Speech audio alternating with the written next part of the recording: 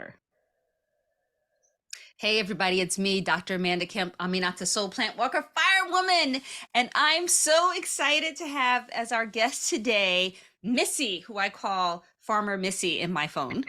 Uh, and we're going to hear Missy's full name. But believe it or not, it just blopped from my mind because I was kind of talking about you being a farmer. But anyway, we're going to have our conversation with Missy about farming, about being business for yourself, about land and the feminine and all kinds of good stuff. So, Missy, besides telling us your whole name, Name. Missy Singer Dumars. There you thank go. you, Missy Singer Dumar. Tell us what's good for you today. Oh my gosh, like life is so good. But and what's good in this moment was every day, like this morning, going down to my germination room and seeing all the new baby plants that are popping up, like so many babies. There's baby chicks in the basement, there's baby plants in the basement. So new life. New life is so good for me. Wow. Mhm. Okay.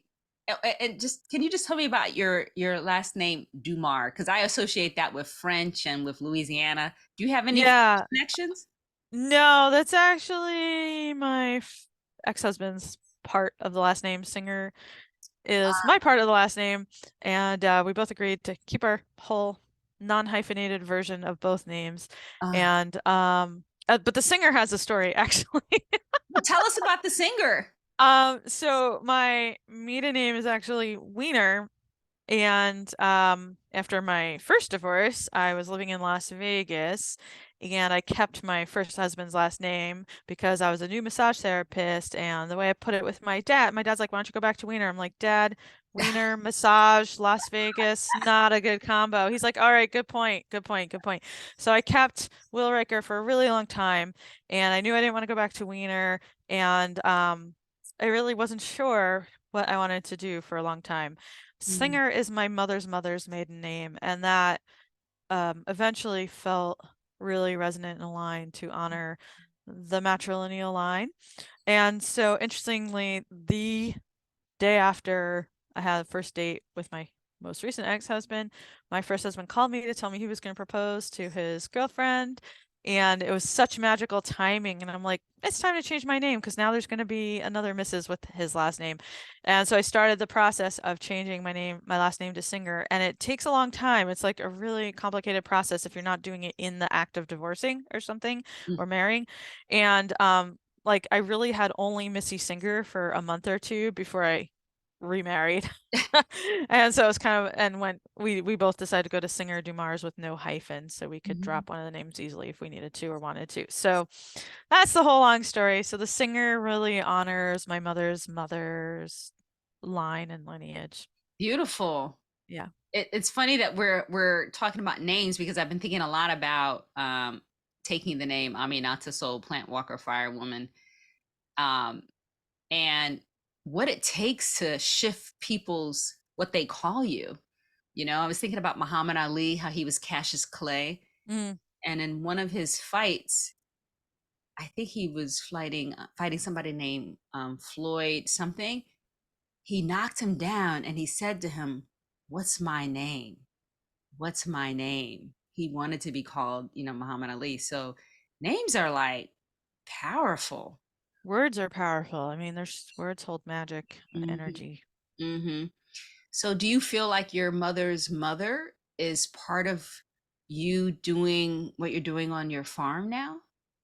I don't know about that, but I do feel closeness to both my grandmothers on both sides of my family always. Mm. My father's mother was very much the hostess.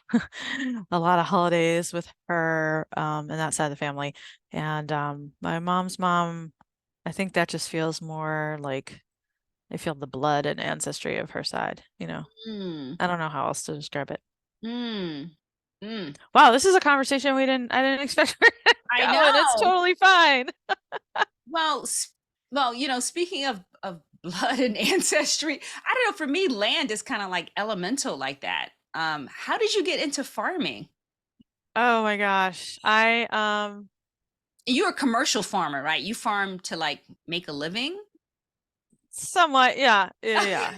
It's commercial farming is kind of a funny thing because it's really hard to make a living. I mean, even some of the bigger farms in my area that I would call more of a commercial, technically I'm a commercial farm. I make money with what I'm doing, but the big commercial farms that have hundreds of acres, like they barely make ends meet. It's just really hard to do. So I would say I'm more, a lot of people would call my gardens a market garden Mm. scale. It's kind of a under an acre Mm-hmm. scale of actual. I mean, I have 13 acres of this farm, but only my garden space is maybe 5,000 square feet total, and then the animals and other things. So, out of the 13 acres, and actually, um, my friend who was just here and I are looking at a really big plan on what to do with my back acreage to turn it into Mm. something more useful than a hayfield.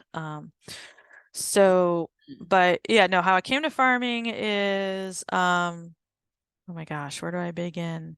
I went to massage school in Hawaii. I lived with a family off grid, and that was my first experience really of like pulling a carrot out of the ground, hosing it off, and eating it fresh, and just eating really close to the land and Yeah. living close to land. And it was like, wow. And so I moved back to the mainland, to California.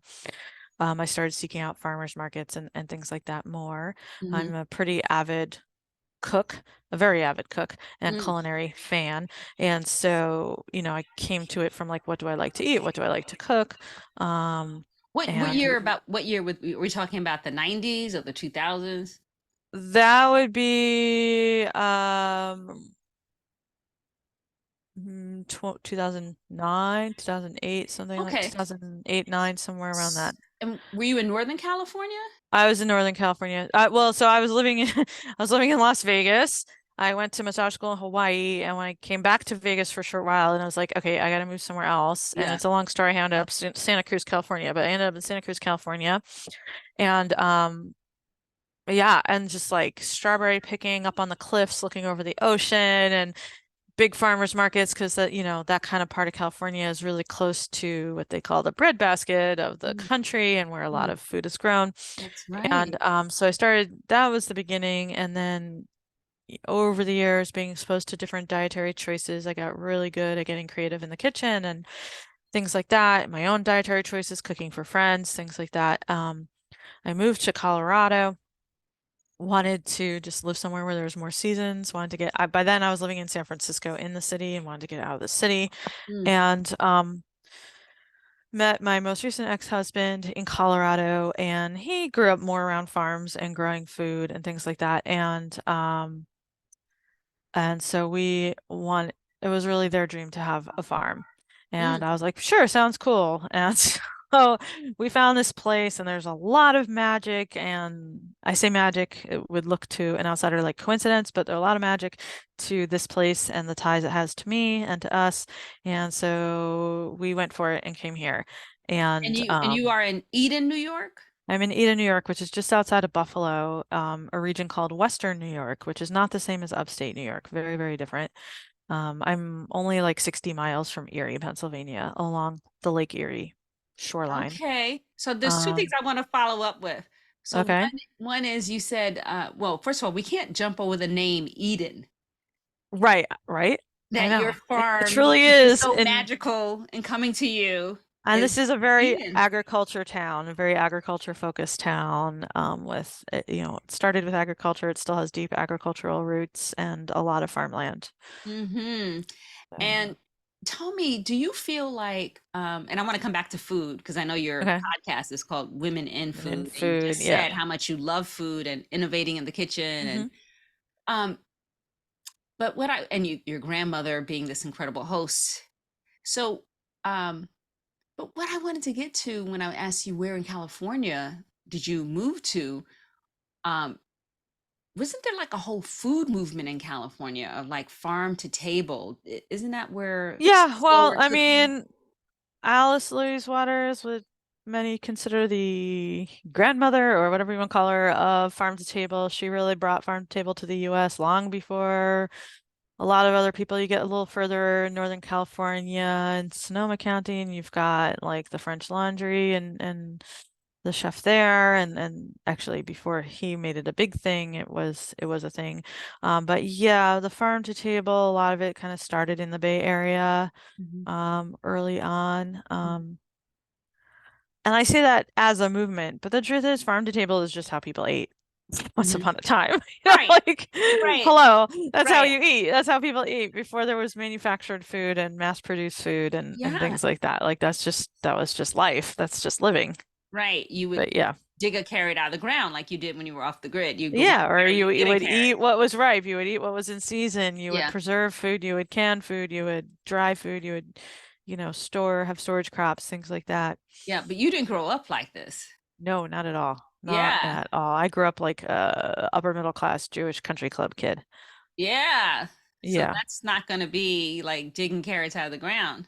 No, no, we used to make mud pies and pick berries off of whatever bushes in the backyard. But no, like literally my backyard was along a golf course. So that's very much how Mm. I grew up.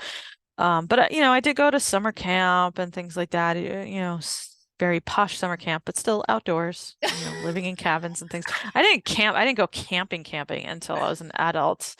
That was Yeah, like the most exciting. I loved it. I was like, oh, I want to go camping all the time. I Like was car so camping. freaked out. Yeah, I was a little freaked out the first time, but excited too. Yeah, And I was at like a festival, so there was a lot of people. I wasn't like by myself in the woods camping. It was like a lot of people around, and it was more car camping where you can unload your car and dump everything and then park elsewhere. So, um, yeah, so camping, yeah, so outdoors. But yeah, I'm pretty much self-taught as a farmer.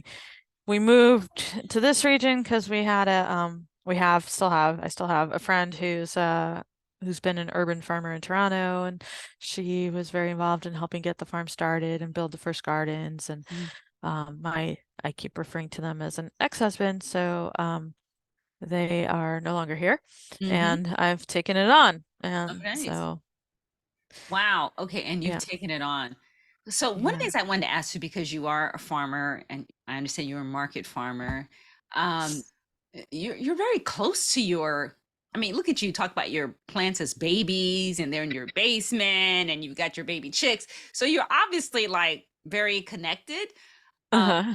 I was wondering, do you feel like did your farm have a name, or do you feel like a connection to the soil, or what's that like for you?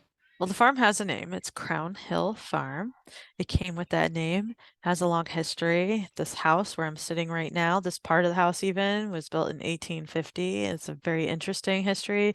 It actually has a haunted history and a paranormal history in this house and on this land, which is super fun to get into. So it's got a little bit of a historic nature to it. The property was originally 100 acres, and then it's slowly been divided down, so we're at 13 acres right now. And yeah, it's so interesting. So the person we bought the house from is an author, a local author, and she wrote a book called Crown Hill about this property, and it's sort of a historic fiction, love story, ghost story. It's a fun book. And at the end of each chapter, there's an italicized section where the spirit of the house talks about its experience of what's happening in the story. And Yes. that was interesting to me because when we were house shopping and we had read most of the book before we got here, um, house shopping and looking at houses, like to me, I think more about relationship to the land and the property and hadn't thought about the house as an entity. Mhm. And so that was a big flip for me. But yeah, I feel tied to this land. This spot is very magical, very special. I feel like she talks to me. The plants talk to me. The animals tell me. Maybe, I don't know how to describe that intuitive sense because for me, my intuitive knowing comes in the form of knowingness. Like I don't necessarily see things, I don't necessarily hear words. I just Yes. have like inner knowing, and it's like, oh, that's what you're trying to tell me. Okay, I got Yeah. it. That's kind of how it comes for me. Different people intuit in different ways. Well, give Some us an people example of a knowingness that came to you. so there's a hot tub in the house in its own room, and it overlooks this side garden grove area that's like a lovely little woodland grove spot.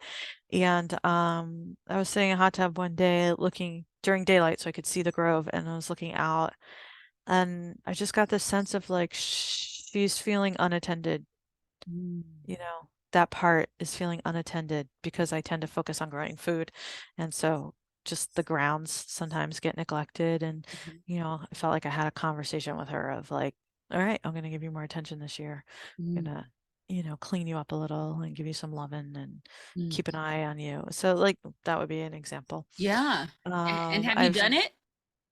Yeah, that was a couple of years ago. Right now, like a whole half a tree over this past winter fell into it, so I need Mm, to get some friends with chainsaws to cut it apart. So it's a little bit of a mess right now, but mm. I mean there's branches everywhere because it's early spring here and Right. time to clean up and spring cleaning. But Yeah. another example would be like there's a tree I like to sit under on the front lawn in front of the house. In the summer, I'll often feed all the animals and then walk around the property, and I often end up by that tree um, with the last little glimpses of light and dusk. And there there was just this message I felt of like this time I had almost a picture in my mind of like the ducks happily flapping around in puddles and waddling around the property and the chickens, and it was just this message of like, find joy, bring joy. This is what brings me joy, is having joy on the land. And so, I tap into things like that way. That's kind of my Mm, communication. Um, I mm. hope that answers your Yeah. question a bit. Well, you're in the Yeah. right place because this is the Mother Tree Network. So, Yeah. so, intuitive messages from trees, explicit hearing words. I mean, there's a range of things that people Yeah. experience here. So it's just really beautiful. And I love what you said about joy because I was very surprised when a tree that had been cut badly on the land that we care. I was asking her about wounds, and she said, breathing in joy, breathing out joy. Like that was her first thing. Mm. So it's interesting that um hmm that Yeah, I mean carrying the joy. so I'm not certified organic farm here, so legally I can't use the word organic or organically grown or any of those words, which is just a USDA thing. Mhm. And so I've thought a lot about it, and I use the moniker a lot, mindfully grown, Mm, which to me brings mindfulness to about like what soil practices and fertilizer practices I use are very beyond organic, honestly. But mm, then it's also mindfulness in terms of like I sing a lot of prayer songs when I'm seeding in the greenhouse. And actually, my friend who was visiting this morning, we went down to the basement where I have a whole room with all the trays where they're germinating with lights and temperature control and stuff like that. And we were checking on all the trays. There's like 20 trays down there right now. And so we're checking them all. And he was just enjoying my delight when I like lift a cover and look in. I'm like, oh, hello, little baby. You came. And he's like, I love that. He's like, you probably do this every single morning and like welcome every new plant that comes. I'm like, absolutely, I do. I don't even think about doing it. I just naturally, it's like, hello, little one. I just talk to the plants like that, like, hello, little one. Welcome to the world. It's so good to see you. Thank you for popping up. And then I apologize, like when I have to thin, which thinning is, I might seed a row of carrots, but it's more seeds than the plant, too close together. So you have to right. pull every couple plants. And I'm like apologizing. Like I Yes. feel the weight of having to choose who lives and who dies, right? Like Yes. who lives and who becomes a microgreen on my plate for dinner that night. And it's like, Yes. like, I'm so sorry. You look really strong, but the one next to you is stronger. Your spacing isn't Yeah. right. I'm sorry. Like Yes. there's just this awareness of that. That's part of mindfully grown as well. Is I talk to the plants, and I go out in the hoop house and see the peas came up. I'm like, look at you, you're all growing tall and strong, good job, well done. Like every night I collect eggs and I thank the girls. I'm like, thank you girls, good job, thank you for laying these eggs, well done Mm, today. So just, and that naturally comes out of me. I'm not like trying to do those things, right. I don't think about it. It's just, I think also I'm here on the farm alone a lot, so I tend to talk to all the other living things because Mhm. there's not anyone else to talk to. So, Yes. Eden. yeah. Wow. Um, and you said you sing. Do you sing like songs with words or is it just I listen to a lot of Hindu mantra chants. I love mm, them. I find them very deeply moving, on a very vibrational level. mm, And I've studied some Hindu practice a little bit, and so I often listen to those and I know them so well, I'll tend to sing along. as Mm, I go. So I listen to that mostly. That feels like my greenhouse music. That's the only like when I'm sowing new seeds. yeah. But out on the farm, I don't like to listen to music and things like that. Mhm. I like to just hear the wind and the birds, hear my dogs barking, hear whatever the sheep bell rattling, whatever's going on, hear them baaing, hear the Yeah. chickens. And I prefer folks working on my farm not to have headphones in, but to be present and aware with their Mm, surroundings and be connected with what they're doing. mm, So that's important to me. Um, but yeah, and I do like out in the gardens when I plant things in directly in the gardens, after I plant like a whole bed, I'll often just lay my hands on the bed and say blessings or say prayers or just wish everybody well, thank them in advance. Thank you for growing. Thank you for feeding us and so many people. Just may you grow strong roots and reach for the sun and whatever. And I always invite like I have kids who come help sometimes and volunteer and families and even kids, I'll say, just now that we planted all the garlic, just put your hands on the bed and this is your time in your own head to whisper or say to yourself any prayers you want to say, any gratitude, anything you want to put in the soil, anything you want to mm, release or let go of, anything. mm, You can say whatever you want. You don't have to tell me what you're thinking or saying. You can just say it to yourself, or you can whisper, lean down and whisper to the plants, to the ground, whatever works for you. And so I try and do that. And sometimes on a rush today, I don't always remember to do that, but do it as much as I can. mm. Wow. I'm thinking about this uh just very natural gratitude practice, um and touching and using your voice Hmm. and chanting along with these, high vibrational It's songs. a very old practice. I mean, one of my mentors, and it was in one of my more recent podcast episodes, I interviewed her, and she spent time with a lot of indigenous elders all over the world, but she spent some time with a Hopi elder planting corn and learning the wisdom and teaching of planting to the corn. And one of the parts is to sing the corn in, Mm. to sing the plants in. And on that podcast episode she talks about it, and she actually gave me a written piece about that process in the download that's available Well, on that podcast download. and your podcast, women in in f- food. Women in food, Hmm. exploring the intersection of food and business and the feminine. Right. Food and business and the feminine. And you Mhm. interviewed someone who was talking about singing in the corn. Um, Yes, and that's she's awesome. one of my personal, like kind of personal and spiritual mentors. She's an elder Yeah. teacher. I've worked with her for a number of years now, and all kinds of things. So it was really like a deep honor to interview her.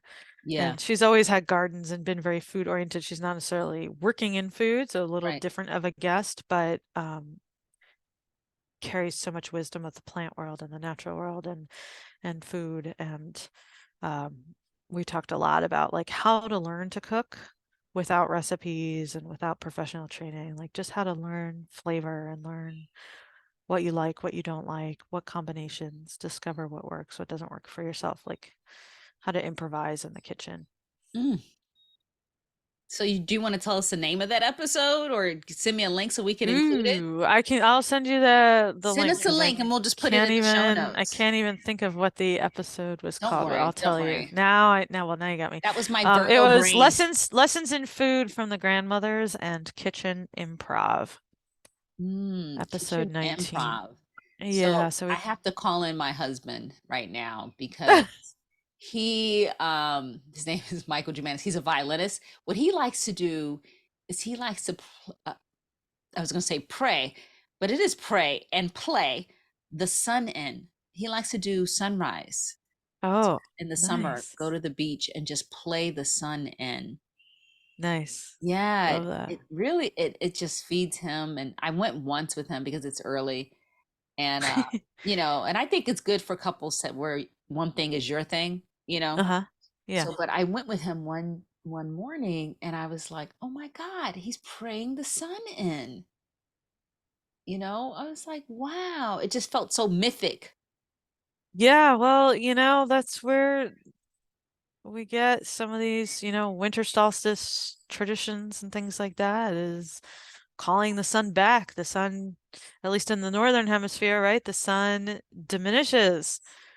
And that longest night, ancient peoples, it was a question, will the sun even rise? Like, we better pray, we better sing, we better stay up all night and light candles to make sure the sun comes up the next morning, you know?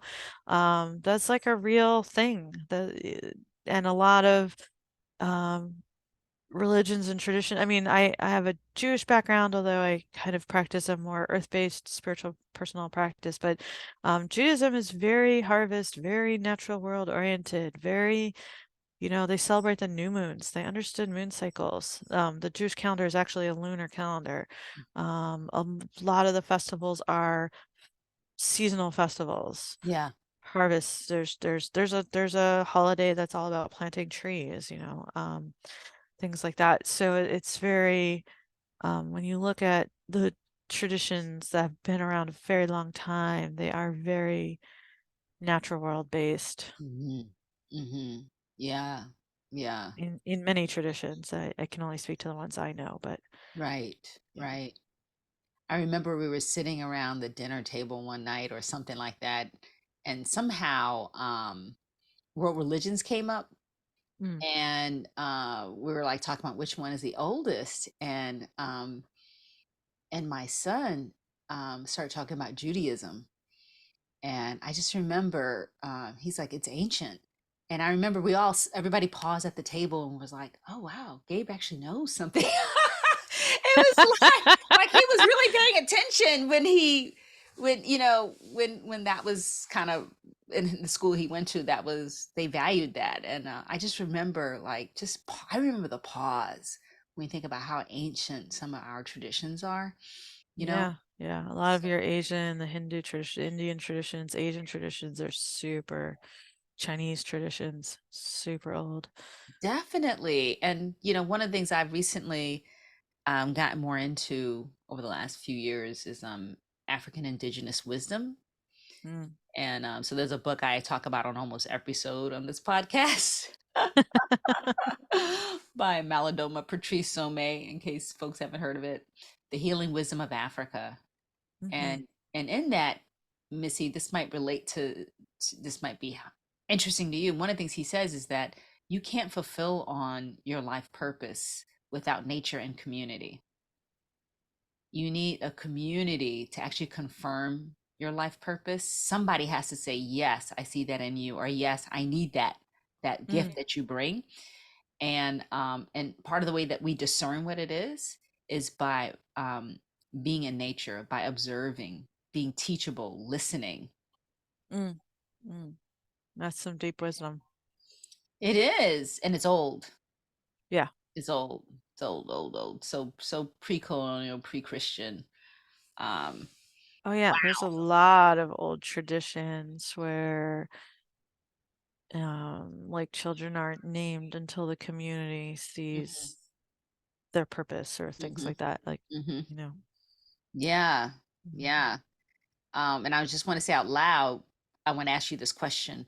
Do you think that when you're singing like your gratitude or, excitedly, lovingly welcoming in everything, your chicks, your plants, your garlic, um, what do you think that's doing to you? Mm. In the moment, it's just an expression of my delight. Hmm. But it reminds me of it's awe. It's an experience of awe and wonder of like, I mean, just think about a seed. It amazes me every single time. Every seed. It's like this tiny little thing has a genetic code for an entire plant that's going to feed a whole bunch of people that, you put in the dark soil and it makes a whole life. I mean, I haven't birthed children, so I don't have that experience, but I mean, it's the same thing, right? It's just like that it's just it's awe and it reminds me of interconnectedness and the relationship. It's like me and this plant have a relationship, Mhm. you know. I'm delighted to see it come up and then we're going to grow together. Mm. I'm going to learn from it. It's going to learn from me. I'm Mm. going to help it. A lot of people ask me what do you grow, and I often will say that nature grows itself. I just like hold a container. I don't actually do the growing. Mother Nature grows. Mhm. The plants grow. They Mhm. do the growing. I mean, I grow too internally, but that's a different thing. And that's a very real thing too. And in terms of on the farm, a container holder. I try and create the best container, and I nurture and support that plant, encourage it to do its best and to grow well. And so I often think about that, and That you're a that's what I container, that your job is to hold the yeah, but container. that's what stewardship is. That's what stewardship is. When you think about stewardship of land, stewardship of a farm, that's what you're doing is you're tending the container, you're stewarding it so it can be its best self, Mm. you know. So, Mm. Okay, so um, I'm going to be starting this program called Slow is Good. uh-huh. Slow is good. Good. And Slow is good. isn't it? I mean, and it just came to me while I've been here. I'm up in the mountains in Georgia, being slow and good, and having a lot of tears and all kinds of, uh Stuff. healing experiences with this land really, Mhm. really, really, really, really holding me. I want to ask you about soil, because one of the things that a teacher of mine said, he said, you know, if the soil isn't good, the seed won't sprout. That's true. So tend the soil. We think, oh, let me do this project. I got this idea. But what is your soil? Meaning, if I'm a soil and I had this idea of the Slow is Good group mentoring program, but my soil has to be nurturing and good, dark, rich soil so that it can root this new thing. So Yep. I don't know. I've been thinking a lot about tending the Yeah, roots being the that's priority lately. yeah, someone early on in my farm venture said to me, remember you're growing soil, not food. Mm, Be aware of growing soil, not food. And this person had been farming in the desert, I think in Nevada or Utah, where it's like all rock and creosote. And he just, in a couple of years built a number of inches of topsoil by paying attention to adding carbon, supporting it to break down properly and become a nice, beautiful bed of topsoil. And so I'm not a perfect soil scientist or gardener, but I do have some awareness, and that's part of why my farm is a no-till farm, low-till farm, no-till farm. So things that I do is I don't turn over the soil for a number. I mean, there's a number of practical reasons. For example, any weed seed that's too deep and won't germinate, if you turn it over, now you've brought it to the surface and you're going to have a lot of weeds. But also, science is starting to discover even more now that there's complex micro ecosystems in the soil that are vital to plant growth and to nutrient rich and dense food and vitality, and that when you turn over the soil every year, you're like ripping apart those ecosystems and destroying them.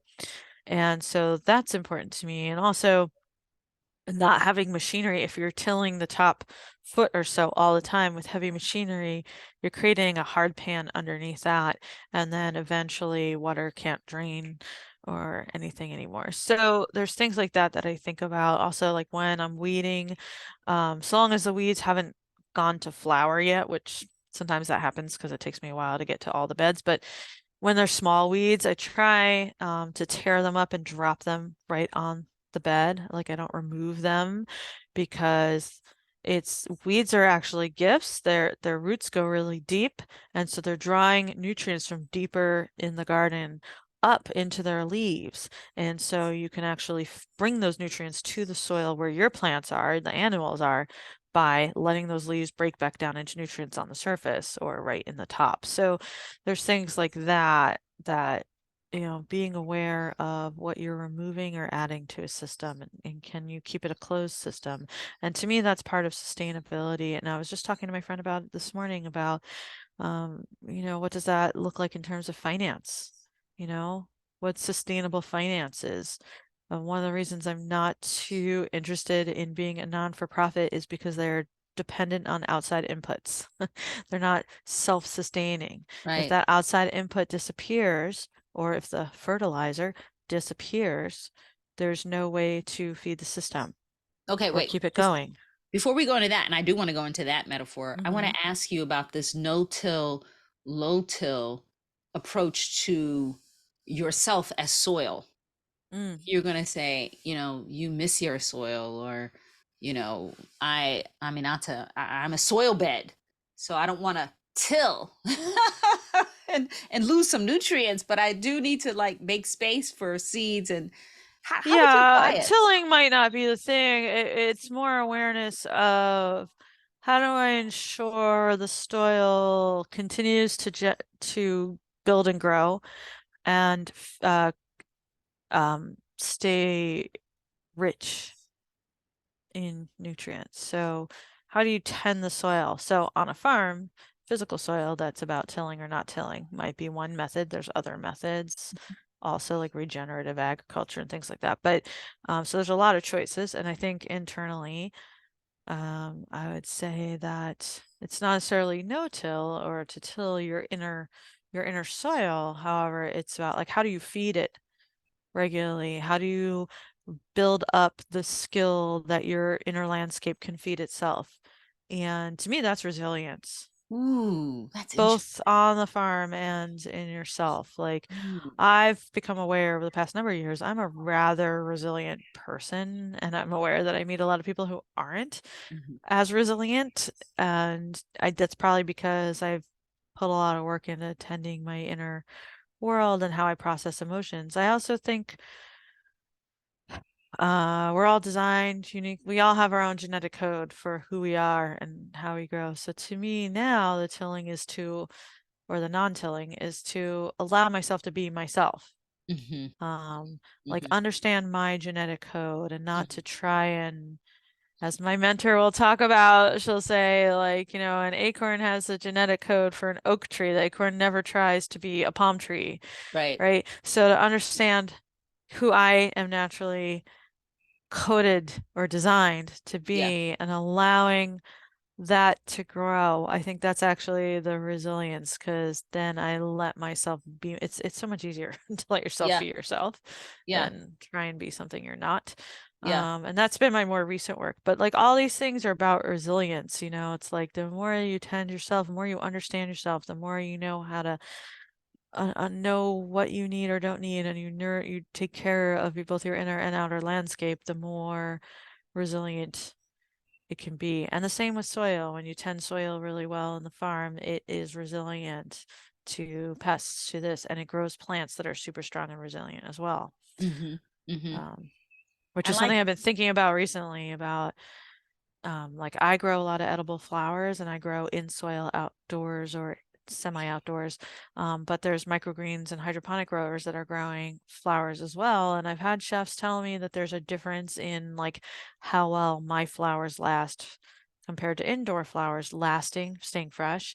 And I've been wondering like, what is it? What's the difference? And just had that conversation also this morning with a friend who was visiting Mhm. about like what does he think? He's very skilled in permaculture um, methodology and agroforestry and studies a lot of this stuff too. And he's like, well, there's things in soil that and microbes and things that just can never be replicated in a human created system. Mm. And no matter what, like there's microbes and things that we don't even know about No, yet. right. We don't know what we And don't know. yeah, not only that, when plants are exposed to wind and sun and cold temps and high temps and pests and disease, they build a stronger immune system. Mm. And so I think part of our own tending our own soil and our own growth is to um, expose ourselves to the diversity of life and living in Yes. people and not necessarily hide from an intense situation or hide from a scary conversation. It's like Mhm.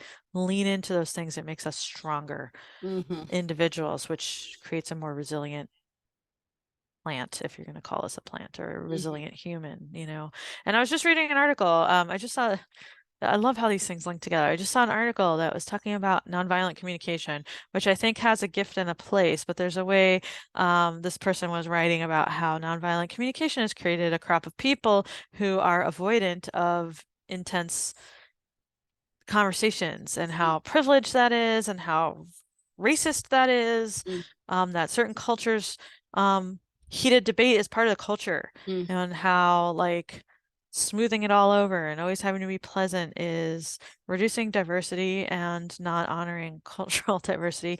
mm, And I think just what we're talking about now is part of that too, is like if we avoid difficult conversations or, you know, oh, you raised your voice a little bit because it's a heated debate, like, oh, that's scary. I can't talk mhm, to you anymore. Like we're actually reducing our ability to be resilient beings, mm. our ability to strengthen. To be with what is. Yeah, and I'm not saying expose yourself to abusive situations, certainly not that. Mm, But I think people are labeling more things as trauma or abuse than are, and sometimes and we've created this culture in certain communities that has a lot of fear of intensity. right. Well, Um, um, we're getting close toward the end. And I want to ask you about business because you I talked know we about went like all over the we place. did. We really did. And I love that. We you and I agreed that we were just gonna let ourselves have this unfolding conversation. Yeah, So I know that you're like a business coach and you have your market farm. So I guess I wonder what lessons do you take from farming or from the land into yourself as a businesswoman? everything. And for my clients as well. I think the most important thing is this piece I was talking about there's no one way to do business, there's no right way to do business. Like understanding yourself, understanding your own cycles, finding um I used to, I was a coach for another coaching business and I was part of the interview process for new coaches. And with a colleague of mine, we would do one round of the interviews together and we would ask the question of like, how do you define success for a conscious service-based business? And we get all kinds of answers. To me, in my mind, the only answer is whatever that business owner says success is for them, Right. period. That's the only answer.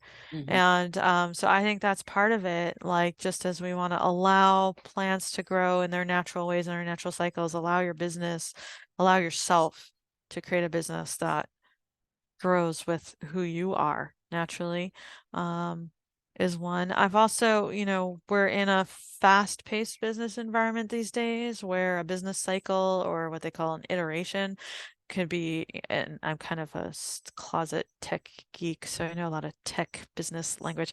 And so like for developers, they often might have a 1 week to 1 month iteration process where they launch, you know, a new feature and then they get feedback and they iterate and they launch again and launch again and launch again. And you see that mindset in all kinds of businesses, like launch a new program, now launch another new program, now launch another offering. And the farm has, just go back to your thing about slow. The farm has taught me, like, if a vegetable doesn't succeed, I have a whole year before I can try again. It's like the season for that vegetable is now over. Mm, So I have a whole year to iterate, figure out what did or didn't work, and I have to wait till it's time to try it again. mm, And that has taught me a different business cycle. Now, there are times to go faster, but I just learned to slow down and allow unfolding in a different way. And you said it before, like we are allowing this conversation to unfold. The natural world unfolds. It unfolds from within, whether it's within a seed or if you ever watch a flower bloom, it unfolds from within. Just the cycle of death and birth and new life, etc., is unfolding. And so to me, that's been a lesson. Um, with business is to allow the unfolding. That doesn't mean sit on your butt and do nothing. mhm, That's not what it is. It's mhm, it's it's observing, like you said, observing, learning, getting curious, and allowing what's ready to unfold. Like I'm in the process of launching a really audaciously big business vision for this farm to take it in a whole new direction. It's like probably a multi-million dollar project and mhm, it's huge and it's going to require huge fundraising. Um, and I've been thinking about it for like 2 years. Mm. and it's finally time now. And all of a sudden I can sit in front of the spreadsheet and the numbers want to come out of me and the ideas want to come out of me in that Yes. form. But Yes. it took 2 years of me sitting with it. I haven't shared it with many people. I'm just Mhm. now talking about it and showing people the spreadsheet and being like, look, this is the vision. This is what I'm creating. This is what I'm Yes. doing. And now, like, the resources are showing up. I mean, someone from the Chamber of Commerce called me yesterday and said, I just asked the town these questions on your behalf. I hope I didn't step on your toes. I'm like, that's a conversation I've needed to have. Thank you for taking the time to do that for me and just giving me the answers. Like, I didn't even ask her to do that. And Mm. she did it. So it's Beautiful. like a fine divine right timing, like knowing divine right timing and Mm. tapping into that and knowing that it doesn't mean you stop and wait and sit and meditate until an answer comes. Mm. I've been doing and working my butt off the whole Mhm. time and researching and asking questions. I Mhm. also know that's how I'm designed to work, is to find a certain level of mastery of an idea or a topic before I bring it out to the world. Yes. That's me. That's who I am. And Not everyone is that way. you've been spending time building your soil. Yes, You my did internal soil and my land and your soil external both. soil. Yes. Yes. Yes. So, Yeah, I spent 6 years fostering relationships. Now those relationships are showing up. There are people calling me. I've heard about your farm for a long time. I want to have this meeting of these, nonprofits. Can we do it at your farm? Because it's kind of central. I'm like, how did you even hear about me? But like someone knew somebody who knew somebody. It's getting to a point where I'm getting calls from people I don't know who, I heard you have soy-free eggs. I can only eat soy-free eggs. Can I get some? How do I get them? How do I sign up? Like, how did you even find me? I Googled soy-free eggs. It showed up. Like, I'm mm, like, I don't do SEO or anything like that. I've just talked about it long enough and I've had enough relationships and partnerships and things like that for long enough now that those things are starting to arise. And yes. it's a blessing and a gift. But it Well, comes from that tending the soil, right? Tending relationships, which is mhm. tending the soil, understanding the interrelatedness of all the things, Yes. plants, soil, animals, humans, air, sun, water, everything. Yes. And you just told us with that whole no-till, low-till approach that you even when you pull a weed out, you don't throw it away if it hasn't flowered. You put it back in. You're trying to create this Yeah. system where we use everything and Yeah. everything And I is just for like the to good. say the reason why if it's flowered, I don't keep it is because if it's flowered, it's going to reseed and Exactly. I And don't you're just want more gonna seed. like I just create like more want to work say for yourself. the technical piece to that. Yeah, Yes. totally. But Well, yeah, no, Missy, last year I saw this video about how roots are pulling all nutrients from deeper in the ground than your annual plants can get and they put it into the leaves and it's like don't take that out of your garden. You're just constantly removing right, nutrition. right. And so I'm like, all right. And I started to tell all my interns, like, tear up the weeds and drop them right where they are. And they're like, really? I'm like, yeah, really. Yep. Well, If it's I'm flowering, get rid of it. But otherwise. And even the stuff I get rid of, we toss it over the fence and the sheep eat it. So it goes yes. somewhere. Everything goes somewhere. Okay, so Missy Singer Dumar, thank you so much for being with us Thank here you, today. Amanda. And tell people how they can find out more about you. Listen to the podcast Women in Food on any major podcast app or at womeninfood.net. Or follow my farm on Instagram. That's really the best place, which is Crown Hill Farm NY for New York. So Crown Instagram is Crown Hill Farm NY. I post every single day. I post stories every single day. You can watch the ducks run out of their house every morning and the sheepies and the chickens and Beautiful. whatever's going on. Thank you so much, Missy. Thank you.